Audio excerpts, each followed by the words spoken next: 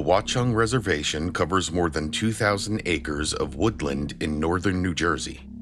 Beneath a canopy of oak and maple trees, narrow roads and hiking trails wind through miles of forest, crossing streams and passing the remains of an abandoned 19th century mill town. Though surrounded by suburban neighborhoods, the reservation can feel worlds away from civilization. Standing above the treetops is the Watchung Water Tower, a stark concrete structure rising nearly 100 feet into the air. During the winter months, when the leaves have fallen and the landscape lay exposed beneath a gray sky, the tower dominates the horizon, its silhouette visible through the trees for miles around.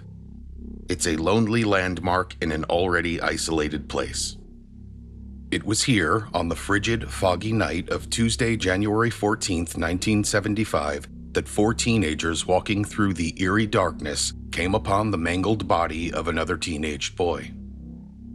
He lay there motionless on the frozen ground, his clothing dusted with snow, dirt, and debris. The 4 teenagers fled the stillness of the woods and eventually flagged down a police patrol car.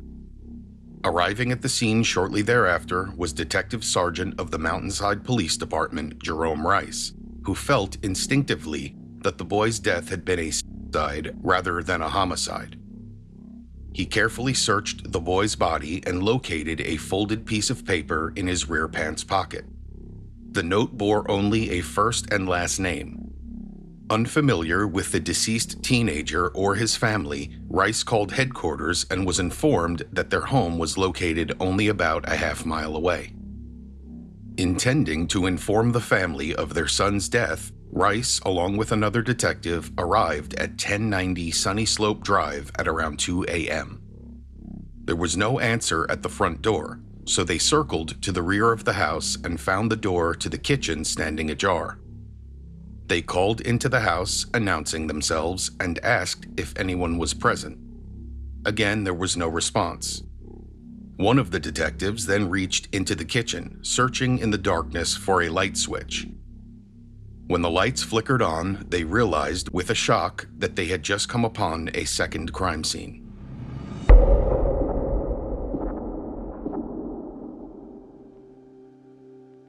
Earlier that evening, 3 teenagers had been bombing down Summit Road while out joyriding. Suddenly, the driver spotted someone in the middle of the street and was fortunately able to swerve and avoid hitting the mysterious late-night walker. After the driver righted the vehicle, one of his passengers exclaimed that the person in the road had been Gregg Sanders, a classmate of theirs. They contemplated turning around and finding out what the hell he was doing walking around in a t-shirt and khakis in 15-degree weather, but decided against it and continued on their way. Gregg Sanders was born on March 23, 1959 to Thomas Sanders Jr. and Janice Sanders. Thomas had been born in Philadelphia, served in the Army during World War II, and graduated from Antioch College in Ohio. It was while at Antioch that he met his wife, Janice. Thomas secured a job with First National City Bank of New York and would eventually ascend to the position of vice president. Janice, born in Baltimore, worked as a biochemist at the prestigious Mount Sinai Hospital in New York City before leaving her post to teach at a church nursery school. Having done well for themselves, they were able to settle in the affluent town of Mountainside, New Jersey. There, they hoped to provide their children, Greg and his older sister Wendy, with opportunities that would enable them to do the same. Thomas and Janice were very strict with their children. They were expected always to put schoolwork first. After school, homework was to be their priority, which left them precious little time to socialize. Wendy was attending college in Massachusetts, and Greg was doing well in his sophomore year at a private college prep school called Pingree. Gregg Sanders was a bright, capable teenager who worked as hard as he could to meet the expectations placed upon him. He excelled academically, was regarded as a good student by his teachers, and generally presented himself as polite, responsible, and mature. Those who knew him described a young man who seemed to be on a promising path. His sister, however, was an exemplary student. In addition to being a talented musician, Wendy had graduated high school as valedictorian of her class. Gregg, who could never seem to give the full scholastic measures Wendy had given, was relegated to the status of an aspiring runner-up when compared to her by his parents.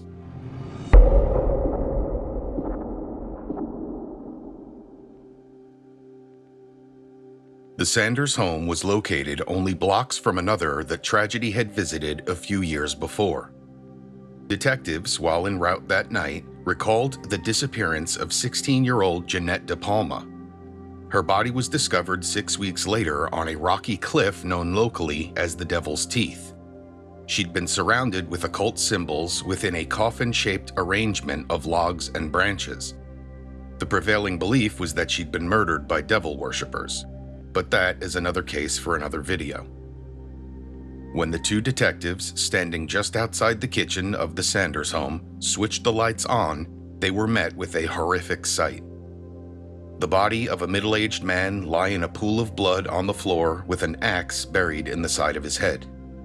Shaken yet mindful enough not to disturb the crime scene, the detectives circled to the front door and forced entry into the house. Getting no reprieve from the horror of that night, they then saw the body of a woman lying on the floor just beyond the entryway, also in a pool of blood, her head also destroyed. As the brutalized bodies of Thomas and Janice Sanders lie lifeless on the first floor of their home, detectives entered the second-floor bedroom of 15-year-old Gregg Sanders. Beneath a paperweight on a small writing desk, a handwritten note lay illuminated by a desk lamp. It read, "To whom it may concern, I am sorry for the trouble I have caused. I am not in any way mad at my parents. I just can't take it anymore. Well, I just wanted to say I'm sorry. Good luck, Gregg Sanders." While examining the note, Detective Rice noticed a small curtain hanging beneath the desk. Moving it aside and peeking his head through a hole in the wall, Rice discovered a passage leading from Gregg's bedroom to a crawl space above the house's front porch. Rice, his department, and the entire community would soon learn that this hidden place served as a keep for Gregg Sanders' darkest secrets. Within the small space, among items like a mattress, a lamp, and empty liquor bottles, was a collection of very disturbing memorabilia. A painted 2-foot wooden panel revealed the theme. It bore a large swastika and the words "American Nazi Party" written in German. Behind the panel were Nazi armbands, Nazi literature, photos of Adolf Hitler and other subjects of the National Socialist movement, as well as 6 pages of select Hitler quotes handwritten by Gregg.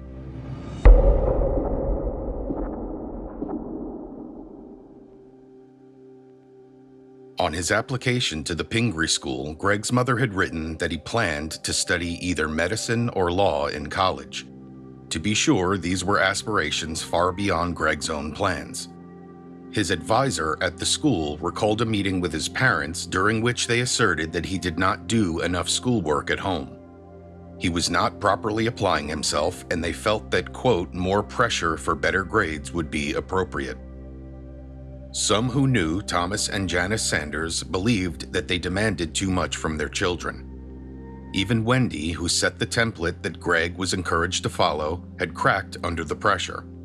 She once ran away and spent 3 days in a nearby hotel in order to find some relief. Gregg lived under the same relentless expectations to achieve, excel, and justify the future that had already been mapped out for him. At age 12, Gregg began experiencing dizzy spells and bouts of physical detachment. Eventually, the episodes graduated to incidences that exposed a reservoir of anger no one knew he possessed. Gregg would scream, curse, and act out violently. Afterwards, he was unable to recall his behaviors. This persisted for a period of about 8 months before his parents sought help for him. Janice brought Gregg to his pediatrician and an EEG was performed. The results showed no abnormalities in the functioning of his brain. His behaviors, per the doctor, were likely, quote, conversion symptoms, manifestations of an inner anxiety. There was no indication of mental illness, and so Gregg was expected to carry on as before, under the same pressures that had long defined his daily existence. Unable to find relief elsewhere, Gregg would eventually seek refuge in subjects that occupied some of humanity's darker corners. He became fascinated with the news coverage of a tragedy that had recently taken place in the nearby town of Westfield. A quiet accountant named John List had murdered his wife, mother, and 3 children because he believed that they were destined for spiritual damnation. He'd purportedly taken their lives in an attempt to save their souls. After the massacre in his home, List vanished without a trace and remained at large. Gregg snipped newspaper articles about the case and kept them in a scrapbook. Delving deeper into the macabre, Gregg found his way to the ideologies of Adolf Hitler and the Third Reich. Something about the belief in a superior race expanding its power and the ruthless certainty with which its leaders sought to violently reshape the world according to their own vision captivated him. Falling even further out of sync with his parents, their beliefs, and their expectations, Gregg pushed back against them more often. Arguments would end on many occasions with Gregg punching a wall and retreating to his room in frustration. Sometimes he would refrain from speaking with his parents for weeks at a time. And still, after some of these incidents, he would be unable to recall his unruly actions. On Friday, January 10, 1975, Gregg was reprimanded in history class for talking out of turn. The teacher threatened him with a demerit, which would result in a letter being sent to his parents. This had never happened before, and Gregg was deeply worried about it. In truth, his teacher had no intention of issuing the demerit. The threat was most often used as a means of keeping students in line. But with this being unknown to Gregg, he obsessed over it during the weekend. When he returned on Monday, he told a friend that, as he saw it, he had 3 options. He could threaten or even beat his teacher up, he could intercept the letter before it reached his parents, or he could kill himself. It was known to students that the history teacher had once been a boxer, so Gregg quickly abandoned one of his 3 options. Appearing to be more composed the following day, Gregg was praised by his English teacher for a short story he'd written. It was titled "Father Knows Best" and presented a satirical dialogue between Jesus and God that took place sometime between the crucifixion and the resurrection. In the story, authority ultimately prevailed over dissent, as the final line read, quote, "It is now Easter Sunday, 1 AD. During last period that day, Gregg spoke with his friends about courses that they might want to take the following semester.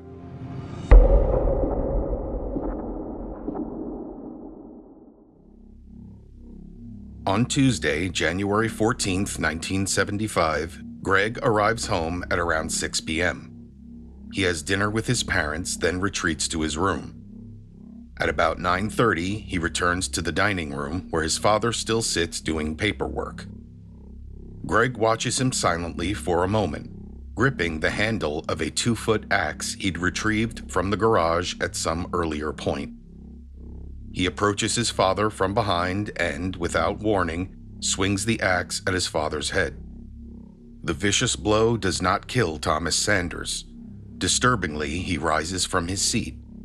In an instant, he realizes that he's been terribly wounded, that his own son has done it, and that he needs to get away.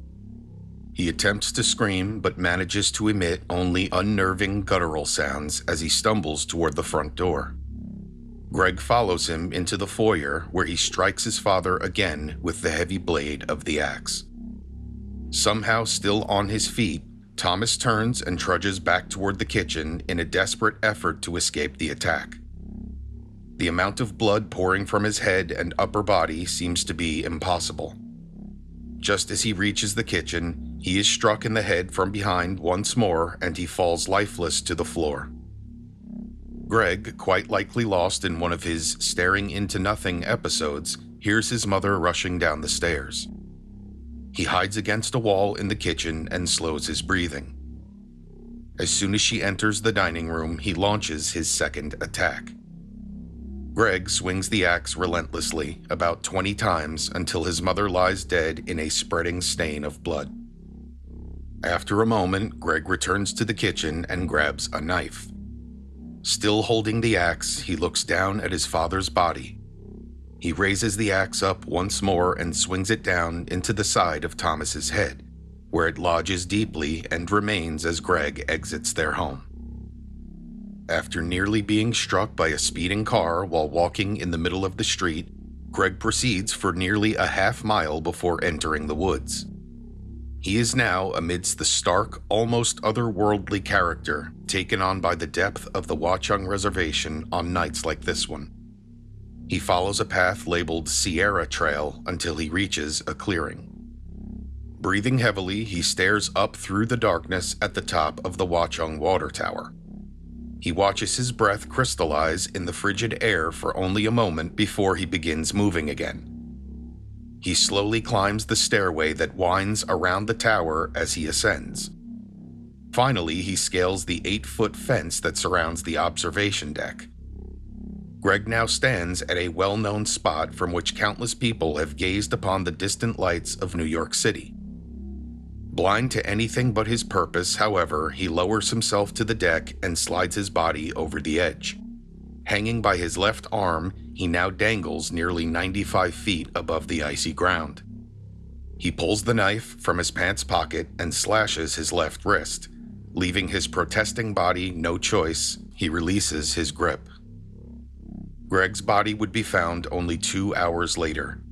He had been just 2 months shy of his 16th birthday.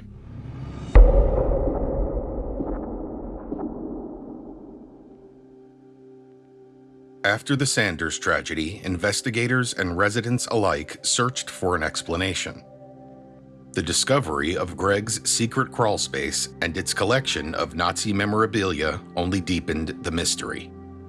Few could reconcile the intelligent honor-roll student they knew with this private world uncovered after his death. Rumors quickly spread that Gregg had been using drugs in the weeks leading up to the murders. But toxicology testing would reveal no trace of drugs or alcohol in his system. Teachers at the Pingree School were equally stunned. Gregg had performed well academically, ranked near the top of his class, and displayed no obvious signs of emotional distress. The person who struggled most to understand the tragedy was Gregg's older sister, Wendy. She rejected the notion that her brother had acted out of hatred that night.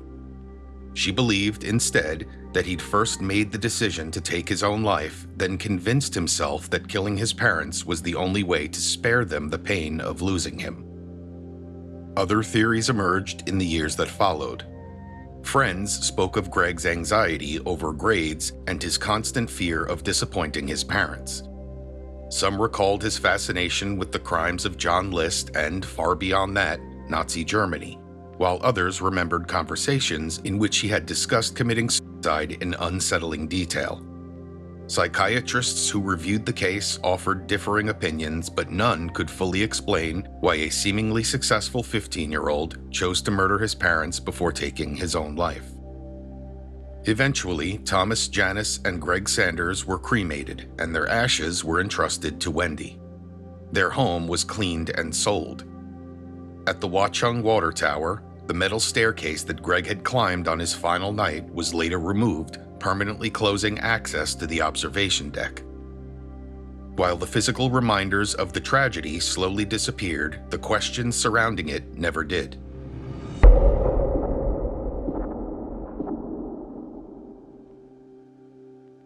The further one digs into the disturbing case of Gregg Sanders, the less certain the answers become.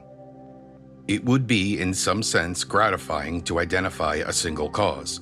The pressure at home, the reprimand at school, the obsession with Hitler and apparent fascination with death. Each of these things seems significant and offers part of an explanation. Yet none can truly account for what happened on the night of January 14, 1975. Many teenagers live under tremendous academic pressure. Many become fascinated with dark ideas or violent subjects. Many argue with their parents. Most never come close to doing what Gregg Sanders did. perhaps the clearest picture is not one of ideology or even hatred, but of a boy who felt increasingly powerless. Gregg appeared to struggle with expectations he could not satisfy and a life he did not feel that he controlled. He lived in the shadow of a highly accomplished sister, worried obsessively about grades that were already good enough, spoke about running away, and retreated into a room hidden from the rest of the world. Somewhere along the way, he became captivated by figures that represented the ultimate expression of control, figures that held sway over life and death. Whether his interest in Hitler reflected adolescent rebellion, a desire to shock, or something far darker is impossible to know. Gregg took the answers with him when he leapt from the Watchung water tower. What remains is a contradiction. By nearly every public measure, Gregg Sanders was succeeding. He had friends, he performed well in school, teachers liked him, he made people laugh. And yet beneath an ordinary exterior, something else was unfolding. Something hidden and growing steadily worse. Over the decades that followed the tragedy, legends would attach themselves to the Sanders story. The facts were already dramatic. A teenager, an axe murder, 2 parents killed, a nighttime walk through the woods, a leap from a tower. The details were almost tailor-made for urban legend, and so the stories accumulated. The water tower, which came to be known as Suicide Tower, was haunted. Gregg's ghost wandered the reservation. Satanic rituals occurred nearby. The woods were cursed. The result is that the truth of what happened has been eclipsed by a ghost story attached to a water tower. The historical truth, however, is far darker. 2 parents were murdered, a teenager took his own life, and whatever thoughts drove him to commit those acts died with him on that winter night in 1975. 51 years later, no explanation has ever fully bridged the gap between the boy Gregg Sanders appeared to be and the violence he ultimately unleashed. What remains are fragments and a question that time will almost certainly never manage to answer. Thank you for listening.